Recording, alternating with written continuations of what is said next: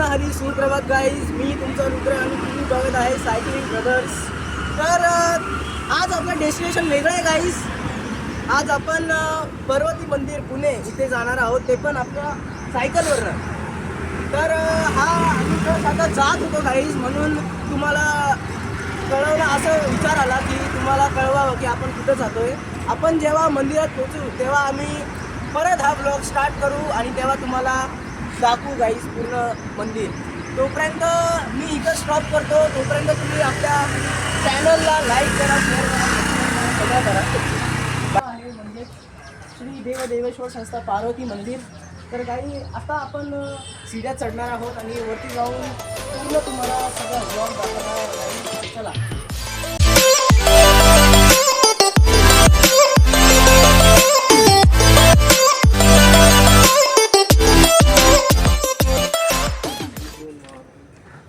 बस हवा निकल गई.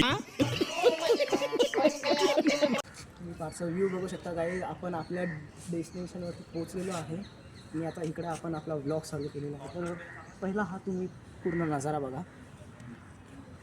एवढा नजारा मी आजपर्यंत पहिल्यांदा बघितला आहे काही. आणि तिथं ते मंदिर आहे, विठ्ठल रुक्मिणी मंदिर.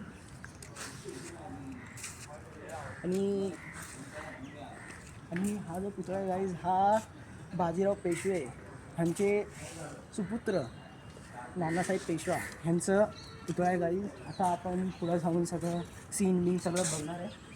तुम्ही पण या माझ्यासोबत.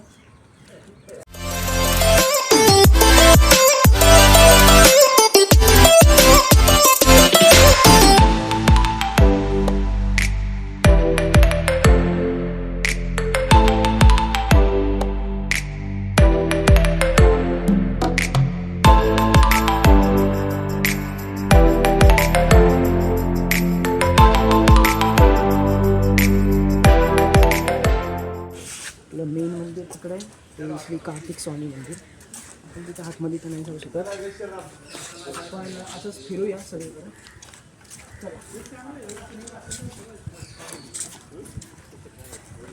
तुम्ही ते सगळे स्ट्रक्चर बघितलेच असतील गाईज.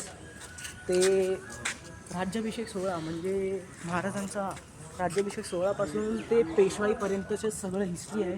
पेशवाईमध्ये ते धर्मापासून क्षत्रिय होते आणि कर्मपासून ब्राह्मण होते. आणि तुम्ही इकडं बघू शकता गाईज, इकडं पेशवाईमध्ये गणपतीजींना लय मानायचं. आता आपण थोडं बघूया गाईज.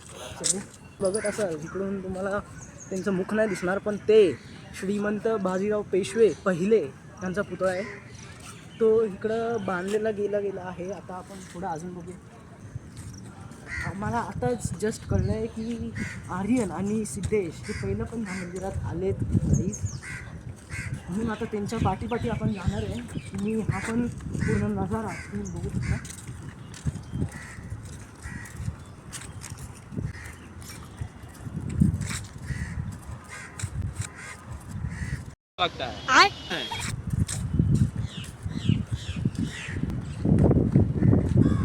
तर पुणेकर्स, हा जो तुम्ही अभी मजा आएगा ना भिड़ो. नजारा बघताय पुणेकर, तुम्ही कार्तिक स्वामी मंदिर, विठ्ठल रुक्मिणी मंदिर, पेशवाई म्युझियम सगळं बघितलं, पण हा जो तुम्ही नजारा बघताय